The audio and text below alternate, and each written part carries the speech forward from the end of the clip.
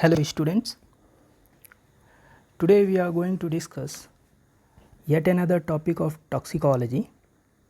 This is Dr. Abhishek Misra, currently working as an assistant professor at Government Degree College Charma, Chhattisgarh.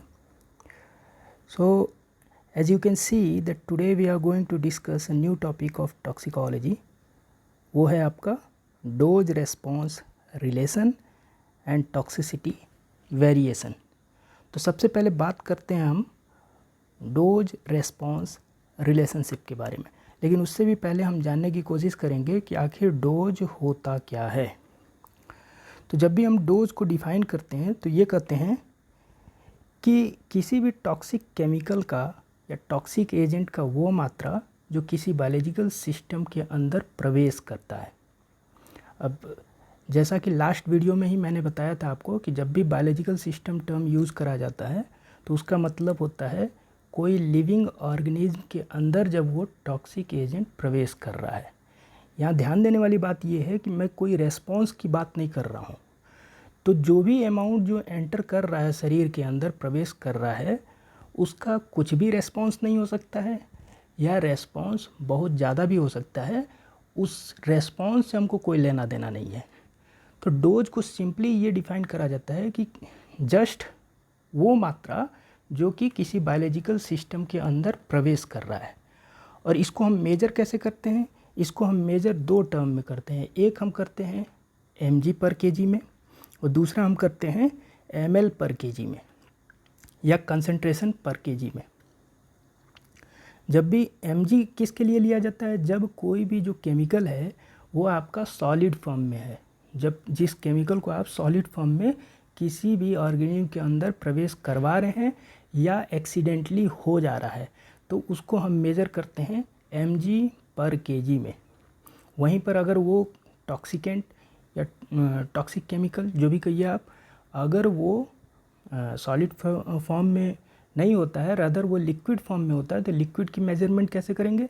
ml या उसका concentration निकालेंगे कि ml पर litre उसका जो कंसंट्रेशन है वो कितना हो रहा है और वो पर kg बॉडी वेट में कैसे दे रहे हैं। देखिए एक यहाँ पर जो ये पर kg वाला कंसेप्ट है उसको एक समझने के लिए मैं आपको एक तरीक़ा से समझाता हूँ क्यों पर kg ले रहे हैं। जैसे सपोज़ दैट बोर्ड पर चलते हैं, सपोज़ दैट एक कोई हाइपोथेटिकल केमिकल है X सपोज़ दैट, और वो एक स्पीसीज़ के दो इंडिविजुअल से फॉर एग्ज़ाम्पल A इंडिविजुअल और B इंडिविजुअल के शरीर में प्रवेश कराया जा रहा है। और ध्यान देने वाली बात यह है कि दोनों का वेट जो है अलग अलग है। से फॉर एग्ज़ाम्पल A का वेट है 25 kg और B का वेट सपोज़ दैट 50 kg है।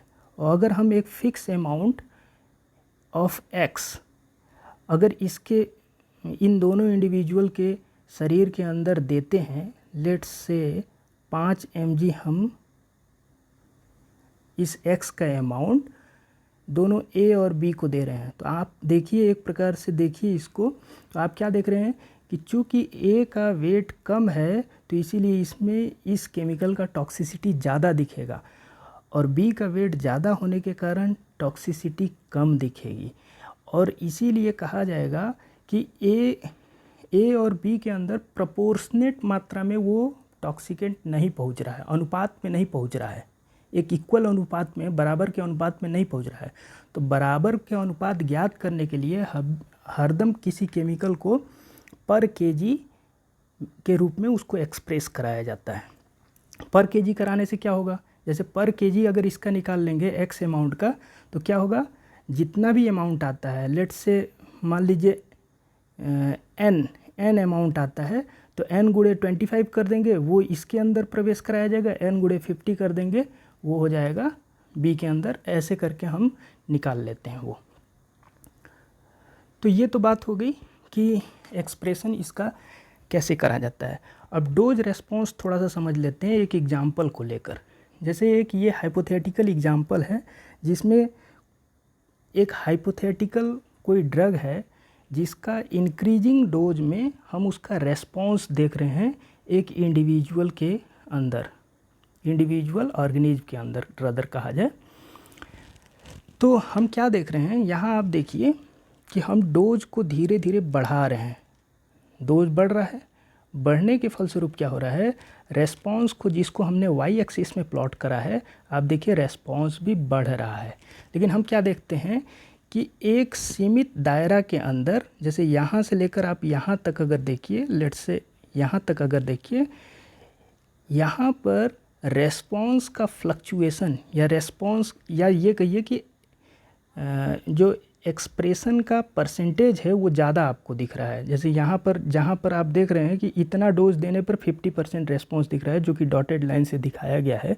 जैसे ही हम यहाँ का डोज सेलेक्ट करते हैं या इतना डोज जैसे ही देते हैं उस ऑर्गेनिज्म में, आप देख रहे हैं मोर देन 80% रेस्पॉन्सेस दिख रहे हैं। लेकिन उसके बाद हम जैसे जैसे ड्रग की मात्रा बढ़ाते जाते हैं, उस अनुपात में रेस्पॉन्स नहीं बढ़ता है और 100% की ओर मूव करते जाता है। लेकिन ध्यान देने वाली बात यह है कि कभी भी रेस्पॉन्स 100% नहीं होता है, कभी भी नहीं होता है।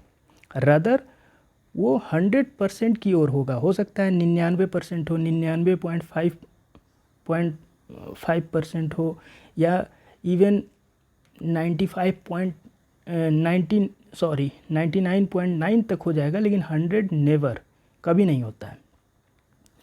चलिए इसी चीज़ को हम दूसरे एक एग्जाम्पल से समझने का प्रयास करेंगे। दूसरा जो एग्जाम्पल है यहाँ पर देखिए, यहाँ पर जहाँ पहले वाले एग्जाम्पल में केवल एक टॉक्सिकेंट का रेस्पॉन्स देखा गया था, दूसरे वाले एग्जाम्पल में हम क्या देख रहे हैं, एक ही ऑर्गेनिज्म के अंदर अलग अलग समय अंतराल पर हम अलग अलग केमिकल का रेस्पॉन्स देखने का प्रयास किए हैं। यहाँ देखिए, यहाँ कुल 4 केमिकल हैं। ए जिसको ब्लू कलर से दिखाया गया है, बी जिसको रेड कलर से दिखाया गया है, सी जिसको ग्रीन कलर से दिखाया गया और डी को हम ब्लैक कलर से दिखाए हैं। चारों केमिकल के रेस्पॉन्स में आपको क्या डिफरेंस दिख रहा है? जहाँ पर आप देख रहे हैं कि बी केमिकल का जो बी है उसका रेस्पॉन्स बहुत जल्दी दिख जा रहा है, अर्थात वो कम डोज पर ही रेस्पॉन्स दिखाना प्रारंभ कर दे रहा है। आप देखिए यहाँ पर, जैसे बी अगर इतना डोज ही आपने बी का दिया, इतना अमाउंट ही दिया, वो अपना रेस्पॉन्स दिखाना प्रारंभ कर दे रहा है। वहीं पर अगर डी को देखिए तो डी को इतना मात्रा डोज का इतना मात्रा देने पर तब वो रेस्पॉन्स दिखाना प्रारंभ कर रहा है। उसके पहले का डोज, अर्थात इस डोज से नीचे का अगर डोज देंगे तो कोई रेस्पॉन्स उसके ऑर्गेनिज्म के बॉडी के अंदर कोई रेस्पॉन्स नहीं दिखेगा, है ना। दूसरी चीज़ हम क्या देख रहे हैं, दूसरी चीज़ हम ये देख रहे हैं कि आप देखिए बी केमिकल का हाईएस्ट रेस्पॉन्स अगर देखना है तो हमको इतना डोज देना पड़ रहा है, अर्थात वहाँ पर रेस्पॉन्स जिस डोज पर स्टार्ट हो रहा है और मैक्सिमम रिस्पॉन्स जिस डोज पर दिख रहा है उसके बीच में काफ़ी ह्यूज डिफरेंस है। मतलब ज़्यादा मात्रा आप डोज का बढ़ाएंगे तब रेस्पॉन्स आपको हाईएस्ट पिक पर दिखेगा, उसका 100% दिखेगा। वहीं पर आप डी पर देखिए, थोड़ा सा मात्रा आप बढ़ाते हैं, जैसे ही हल्का सा मात्रा बढ़ाएंगे आप देखेंगे वहाँ पर मैक्सिमल रेस्पॉन्स दिख रहा है। अर्थात कहने का अभिप्राय क्या है कि अलग अलग केमिकल का एक ही जीव पर हो सकता है रेस्पॉन्स अलग अलग हो। दूसरी चीज़, फिगर ए और फिगर बी को आप कंपेयर करें तो जहाँ फिगर ए को आप देख रहे हैं, इसको इरेज कर देते हैं, जहाँ फिगर ए को आप देख रहे हैं कि उसका जो कर्व है आपको ये ऐसा दिख रहा है, हाइपरबोलिक। वहीं आप फिगर बी में देखिए तो सारे के सारे कर्व जो हैं आपको एस शेप दिख रहे हैं, कुछ इस प्रकार से, जिसको बोला जाता है सिग्मोइड शेप। तो ये सिग्मोइड शेप क्यों दिख रहा है? इट इज़ बिकॉज, आप ध्यान दीजिए यहाँ पर पहला जो ग्राफ लिया गया है वो मैक्सिमल रेस्पॉन्स वर्सेस डोज का लिया गया है, जहाँ फिगर बी में maximal response versus log dose का लिया गया है। लॉग डोज से क्या मतलब है? जहाँ पर पहले वाले ग्राफ में आप सपोज दैट एक ड्रग का 1 mg, 2 mg, 3 mg ऐसे करके ग्रेडियंट लगा के उसका रेस्पॉन्स देख रहे थे, तो वहीं पर दूसरे वाले केस में वहाँ पर जब रीडिंग लेंगे तो वो लॉग के फॉर्म में लेंगे। That means log 1, log 2, log 3। तो ये log लेने के कारण क्या है, log 10 इक्वल टू 1 होता है, मतलब 10 से जो भी नीचे होगा वो 0 पॉइंट में होगा, और 2 कब होगा, जब log 100 हो जाएगा तब वहाँ 2 होगा। तो इसीलिए ये ग्राफ थोड़ा सिग्मॉयड हो जाता है, अर्थात एस शेप का। और ये इस टाइप का ग्राफ क्यों लिया जाता है, इस टाइप का ग्राफ तब सेलेक्ट किया जाता है, अर्थात लॉग में किसी भी केमिकल का एक्सप्रेशन, रेस्पॉन्स का जो एक्सप्रेशन होता है वो लॉग में तब लिया जाता है जब इस टाइप का ग्राफ प्राप्त होने लगे, या यूँ कहिए कि जनरली इस लॉग में इसलिए लिया जाता है ताकि आप उसकी स्टडी बेहतर तरीक़ा से कर सके कि किस डोज पर, तब आपको आसानी से पता चल जाएगा कि किस डोज पर ये इफ़ेक्ट शो कर रहा है, किस डोज पर ये टॉक्सिसिटी शो कर रहा है, या किस डोज पर लिथैलिटी शो कर रहा है। क्योंकि इसमें सपोज दैट यहाँ पर तो आपको दिख जा रहा है, लेकिन अगर कोई कर्व मान लीजिए इतना स्टीफ हो कि उसका हल्का सा मात्रा बढ़ाने पर उसका रेस्पॉन्स में चेंजेस बहुत ज़्यादा है, तो आप पता नहीं कर पाएंगे कि किस डोज पर वो टॉक्सिसिटी शो करेगा, या किस डोज पर वो लिथैलिटी शो करेगा, किस डोज पर वो इफ़ेक्टिव इफ़िकेसी अपना शो करेगा, ये आप नोट नहीं कर पाएंगे। तो इसलिए जनरली लॉग में एक्सप्रेशन लिया जाता है। ये जो टर्म मैं यूज़ कर रहा हूँ, लिथैलिटी, टॉक्सिसिटी, वो क्या है ये अभी डिस्कस करते हैं। जैसे अब ये टर्म है क्या, थ्रेशोल्ड डोज या कंसंट्रेशन। देखिए अब डोज और कंसंट्रेशन रिपीटेडली यूज़ होते रहेंगे, इसका आप समझ जाइए कि कंसंट्रेशन जब भी यूज हो रहा है, वो कहने का मतलब है वो टॉक्सिक केमिकल लिक्विड में होता है, इसलिए उसका कंसंट्रेशन टर्म यूज़ करा जाता है। जब सॉलिड फॉर्म में होता है तो उसको हम डोज फॉर्म में यूज़ करते हैं।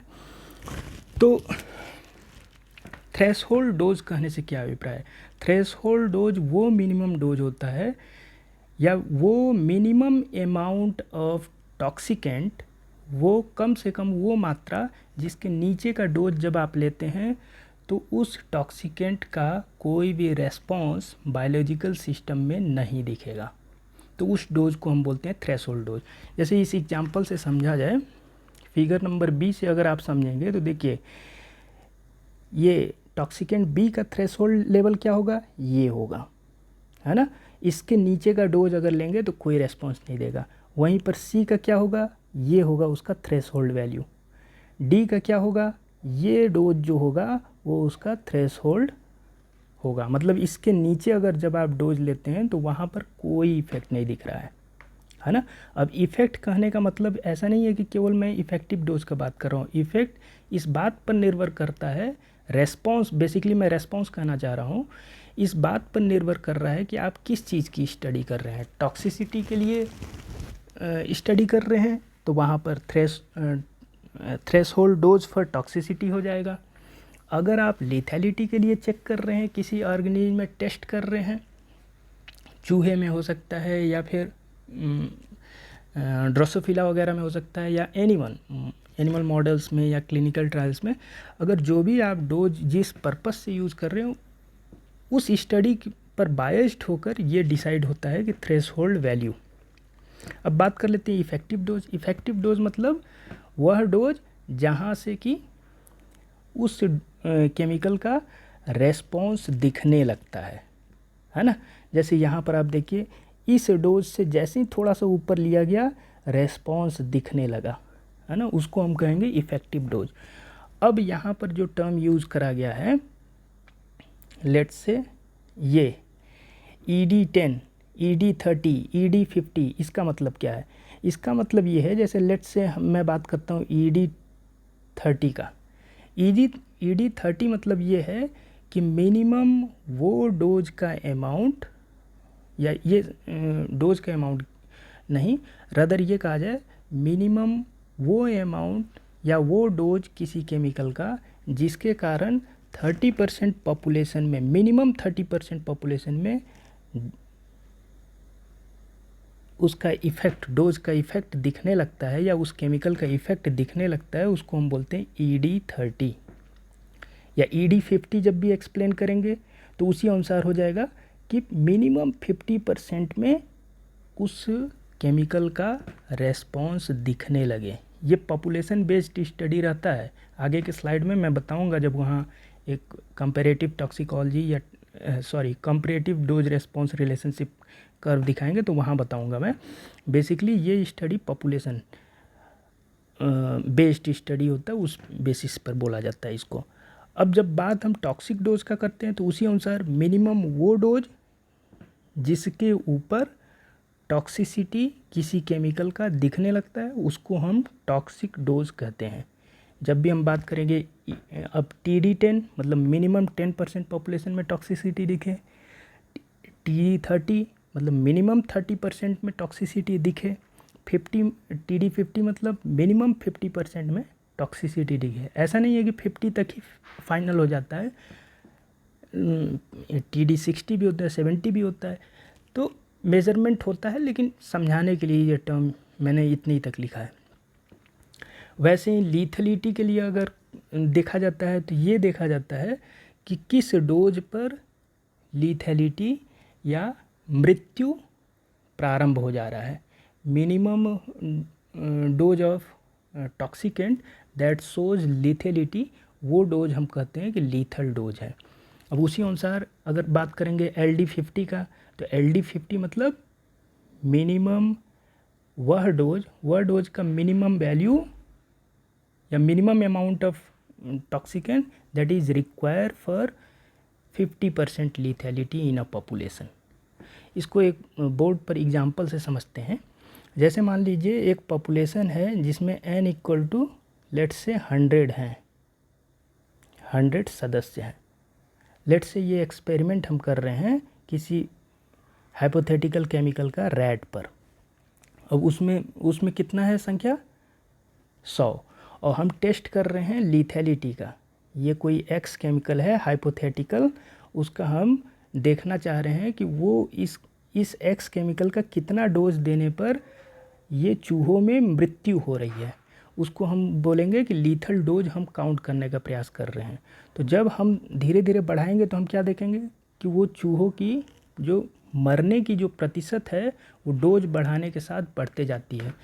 तो वह डोज जिसके कारण 50% मृत्यु हो जाए, और 50% 100 का 50% कितना होगा 50 होगा, मतलब मिनिमम 50% जहाँ पर मर जाएंगे चूहे, उस डोज को जिस डोज पर देने पर उस डोज को हम कहेंगे LD50।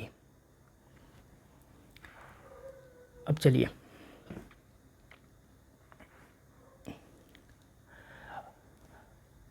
अब नेक्स्ट बात कर लेते हैं कि तब डोज रेस्पॉन्स रिलेशनशिप कितने प्रकार के होते हैं।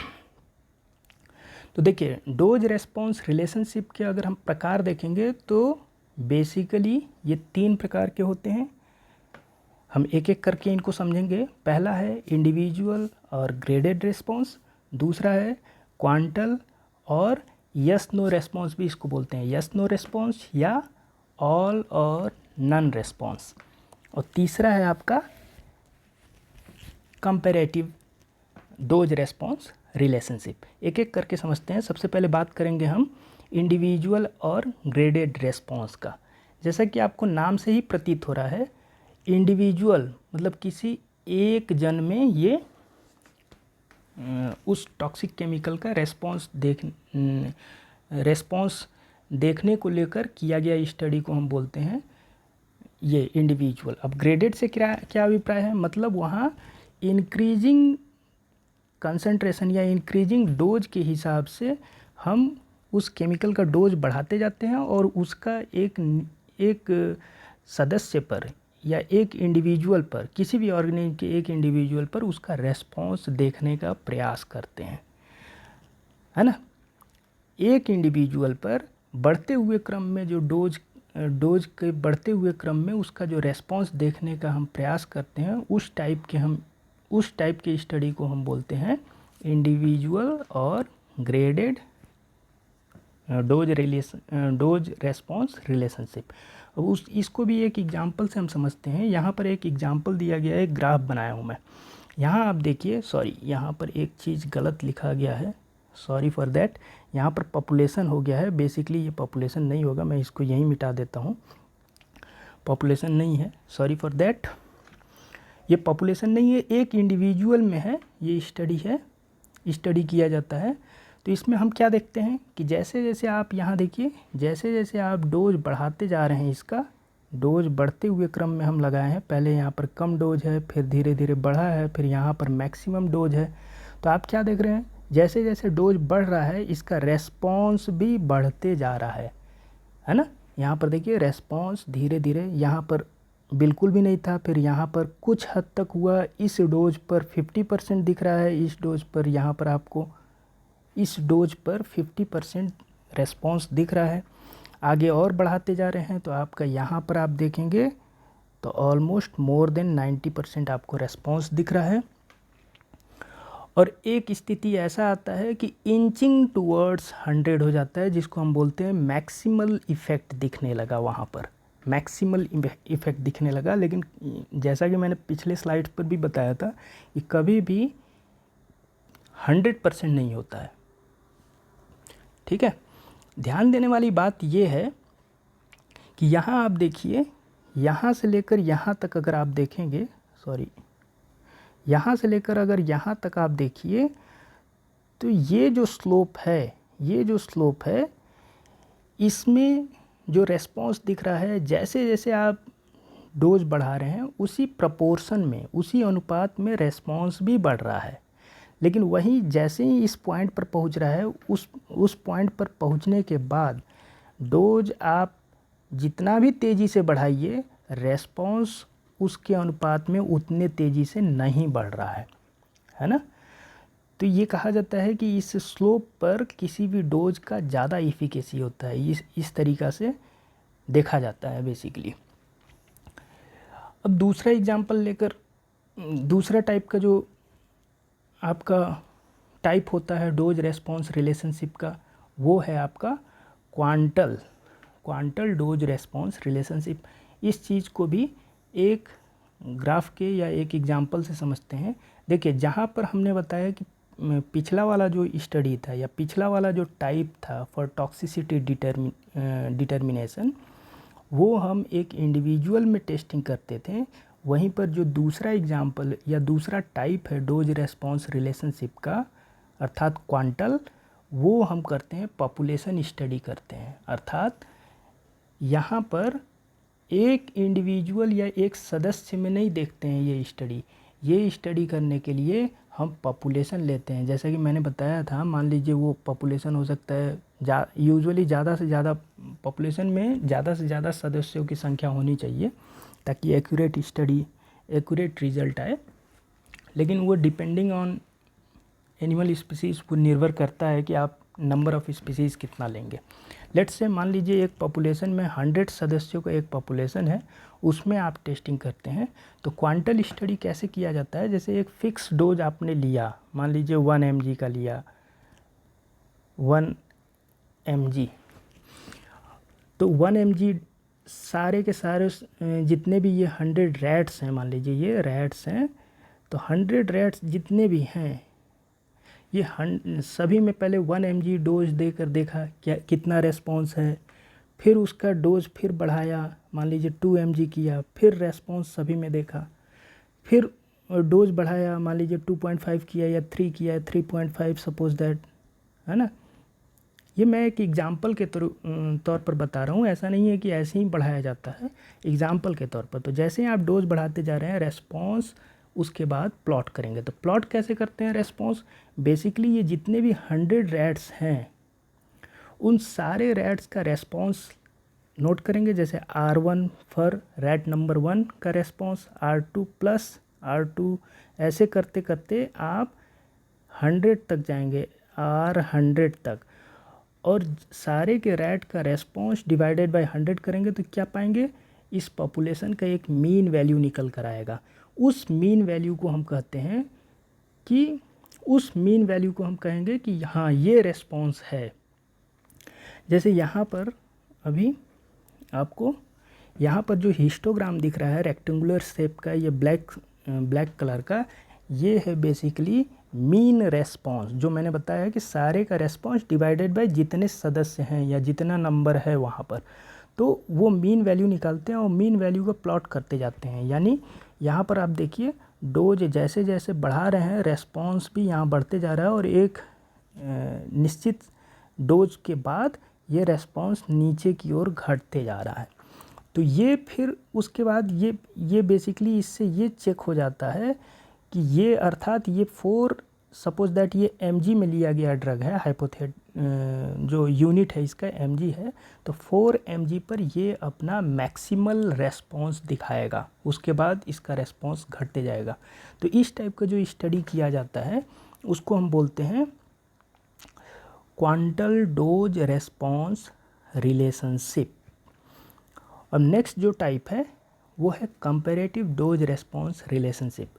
तो ये बेसिकली जैसा कि नाम से ही आपको पता चल जा रहा है, कंपैरेटिव मतलब तुलनात्मक, आप तुलना कर रहे हैं किसी एक ही ड्रग का, आप उसका तुलना कर रहे हैं कि किस डोज पर वो कोई भी इफ़ेक्ट नहीं दिखाएगा, किस डोज पर वो अपना इफ़ेक्ट देना प्रारंभ करेगा, किस डोज पर वो अपना मैक्सिमम इफ़ेक्ट देगा, किस डोज पर वो टॉक्सिसिटी दिखाएगा, किस डोज पर वो लीथैलिटी दिखाएगा, मतलब मृत्यु, किस डोज को देने से मृत्यु हो सकती है। तो इस चीज़ को जो दर्शाता है एक ही बार में किसी एक केमिकल के सारे गुण को एक ही बार में जो दिखाए, जिस रिलेशनशिप में दिखाया जाता है उसको हम बोलते हैं कंपैरेटिव डोज रेस्पॉन्स रिलेशनशिप। उसको एक एग्जांपल से समझते हैं। जैसे यहाँ एक दिया गया है, एक एग्जांपल दिया गया है। यहाँ पर आप देखिए एक हाइपोथेटिकल केमिकल है, उसका हमने ट्रेस किया। यहाँ पर देखिए mg/kg बॉडी वेट में इसका एक्सप्रेशन करा जा रहा है। इस ड्रग का जैसे जैसे आप डोज बढ़ा रहे हैं, पहले क्या देख रहे हैं कि इसका ये डोज बढ़ाने पर ये अपना इफ़ेक्ट दिखा रहा है और एक निश्चित डोज पर, से फॉर एग्जांपल यहाँ पर आपको दिख भी रहा होगा 10 mg/kg बॉडी वेट पर ये अपना मैक्सिमम इफेक्ट दिखाया। लेकिन जब आप 10 mg/kg बॉडी वेट से डोज को और ज़्यादा बढ़ाते हैं तो आप क्या देखते हैं, धीरे धीरे उस ड्रग का टॉक्सिसिटी दिखने लगता है। लेट्स से फॉर एग्जांपल यहाँ पर ये 30 mg है अगर, तो 30 mg जैसे ही पहुँचा उसके बाद वो टॉक्सिसिटी दिखाने लगेगा और नियरली ये 80 mg आने पर आप देखिए यहाँ पर लगभग 50% टॉक्सिसिटी दिखेगा। ये 50% दिख रहा है यहाँ पर लाइन, 50% टॉक्सिसिटी इस डोज पर दिखने लगेगा। जैसे जैसे आगे और बढ़ाएंगे और टॉक्सिसिटी बढ़ते जाएगा। तो यहाँ पर क्या दिख रहा है कि मतलब कि इस चीज़ को अगर प्लॉट करने से पता चल जाता है, बेसिकली इस टाइप का स्टडी किया जाता है क्लिनिकल स्टडी करने के लिए। मान लीजिए कोई ड्रग बनाया जा रहा है किसी रोग को ठीक करने के लिए। लेट्स से फॉर एग्जांपल मान लेते हैं कि कोई कार्डियोवास्कुलर डिजीज़ के लिए या कोई हार्ट के डिजीज़ के लिए, हृदय के रोग के लिए कोई एक दवा बनाया जा रहा है, तो बनाता है अगर कोई, तो उसका पहले इस टाइप का प्री क्लिनिकल स्टडी ज़रूर किया जाता है कि वो डोज, वो ड्रग जो है या वो जो टॉक्सिकेंट है वो किस डोज तक अपना मैक्सिमम इफ़ेक्ट दिखाएगा ताकि कोई भी जो डिजीज़ है वो ठीक हो सके। क्योंकि उस डोज के ऊपर जैसे जैसे आप डोज बढ़ाएंगे तो वो हो सकता है टॉक्सिसिटी शो करने लगे, तो उससे मिनिमम, उससे कम का डोज सेलेक्ट किया जाता है। एनीवे, तो अब चलते हैं नेक्स्ट पर, जहां हम बात करेंगे वेरिएशन इन टॉक्सिसिटी या टॉक्सिक रेस्पॉन्स। तो बेसिकली हम इसको डिवाइड कर सकते हैं 3 प्रमुख भाग में। One is your selective toxicity, दूसरा है स्पीसीज डिफरेंशिएशन या डिफरेंसेस, तीसरा है आपका इंडिविजुअल डिफरेंसेस। अब सेलेक्टिव टॉक्सिसिटी से क्या अभिप्राय है? सेलेक्टिव मतलब किसी स्पेसिफिक जीव पर। जैसे एक एग्जांपल से आपको समझाऊं, सपोज दैट किसी को पेचिस होता है। आप जानते हैं कि पेचिस जो रोग है, एक प्रायः 2 प्रकार के पेचिस होते हैं, लेकिन एक रक्त युक्त जो पेचिस होता है वो आप जानते भी हैं, वो एंटेमीबा हिस्टोलिटिका से होता है, जो कि एक प्रोटोजोन्स है। तो अगर किसी को पेचिस हुआ, डॉक्टर उसको प्रिस्क्राइब करता है, से फॉर एग्जांपल फिमेजिलिन वगैरह या एमेटीन वगैरह के इंजेक्शन देता है, तो आप देखेंगे कि उस इंजेक्शन या उस दवा से स्पेसिफिकली केवल पैरासाइट ही मर रहा है, मतलब एंटेमीबा हिस्टोलिटिका का ही मृत्यु हो रहा है। लेकिन वहीं पर हमारे शरीर के जो इंटेस्टाइनल सेल हैं या डाइजेस्टिव ट्रैक्ट के जो सेल हैं उनमें कोई हानि नहीं पहुंचता। क्यों? क्योंकि वो जो ड्रग है या वो जो केमिकल है वो सेलेक्टिवली एंटीमीबा हिस्टोलिटिका के लिए ही टॉक्सिक है, हमारे लिए उसका टॉक्सिसिटी नहीं है ना। या ये कहिए कि उस डोज पर हमारे सेल को कोई टॉक्सिसिटी नहीं शो करता है जिस डोज पर वो एंटीमीबा हिस्टोलिटिका को किल करता है। वहीं स्पीसीज डिफरेंशिएशन से क्या अभिप्राय है? स्पीसीज डिफरेंशिएशन से मतलब होता है कि हर स्पीसीज़ में हर टॉक्सिकेंट का अलग अलग स्पीसीज़ पर अलग अलग रेस्पॉन्सेस होता है। इवन जब अगर नज़दीक के अगर स्पीसीज़ होंगे तब भी उनका रेस्पॉन्स अलग अलग होगा। नज़दीक से क्या अभिप्राय है? जैसे आप लेट्स से फॉर एग्जांपल खरगोश हैं और उसी में आपका चूहे हैं या गिलहरी है, ये एक नज़दीक के स्पीसीज़ है, मतलब इनमें डिफरेंसेस बिल्कुल कम हैं। लेकिन उनमें भी हम देखेंगे ऐसा नहीं है कि जिस केमिकल पर रैट का जो रेस्पॉन्स दिखता है वो रैबिट पर भी दिखे या उतने ही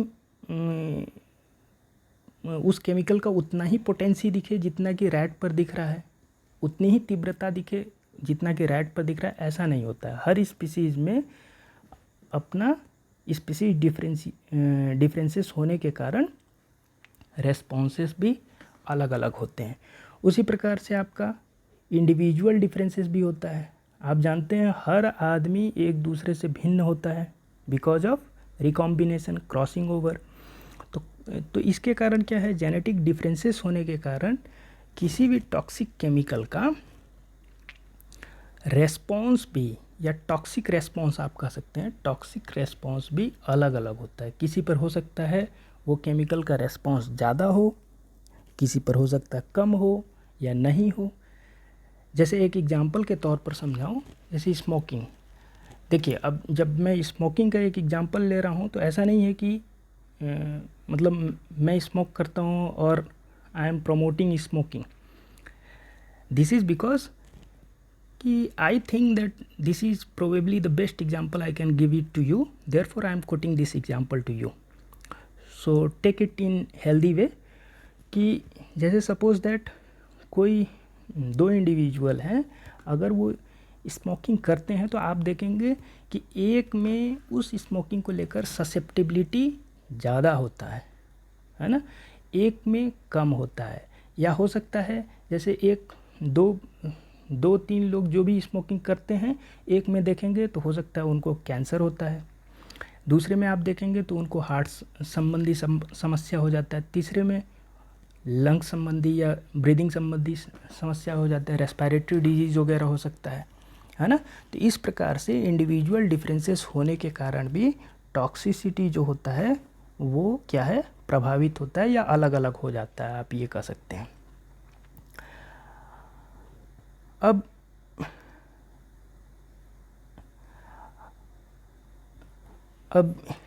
इस टॉपिक से रिलेटेड कुछ क्वेश्चंस हैं, जैसे थ्रेशोल्ड वैल्यू को आप डिफ़ाइन करिए, थ्रेशोल्ड डोज क्या होते हैं उसके बारे में बताएं, है ना। LD50 क्या होता है, LC50 क्या होता है, उसको एक बार प्रयास करिए। Effective dose and effective toxic dose क्या होते हैं उसके बारे में लिखिए। देखिए, one thing I would like to tell to every students who are means covering this video कि आप जब भी मेरा वीडियो देखें आप इन क्वेश्चन को एक बार प्रयास करें, इन क्वेश्चन को आप सॉल्व करने का प्रयास करें, क्योंकि इसी टाइप के क्वेश्चन जनरली एग्ज़ाम्स में पूछे जाते हैं, यूनिवर्सिटी एग्ज़ाम्स में। तो आप एक बार सॉल्व करें और इसके साथ साथ जब भी आप वीडियो देखते हैं तो साथ में एक कॉपी और एक पेन ज़रूर लेकर बैठे, ताकि कोई भी अगर इम्पॉर्टेंट चीज़ जो बताया जा रहा है इसमें, उस चीज़ को आप तुरंत नोट करने का प्रयास करें उस चीज़ों को, है ना। इससे दो चीज़ें होती हैं, एक चीज़ ये है कि आपको टॉपिक समझ में आने लगता है, दूसरी चीज़ ये होती है कि जब आप ये देखने के साथ साथ जब उस चीज़ को नोट भी करते हैं तो टॉपिक पर आपका इंटरेस्ट भी डेवलप होते जाता है। तो try to make it a habit, hope you all do it, will be doing it rather। तो दूसरा जो क्वेश्चन है उसमें ये है कि डोज रेस्पॉन्स रिलेशनशिप से आप क्या समझते हैं, उसके विभिन्न प्रकार को बताएं। और तीसरा है कि वो जो विषयकता का जो विचलन के प्रकार को समझाना है, विचलन या आप ये कहिए कि परिवर्तन, वो दोनों ही चीज़ें आप कह सकते हैं। तो परिवर्तन के भी वेरिएशन को परिवर्तन भी बोला जाता है। तो ये चीज़ आप सॉल्व करने का प्रयास करें। In the next video we will be discussing on classification of toxicant. So for then, goodbye, take care and thank you.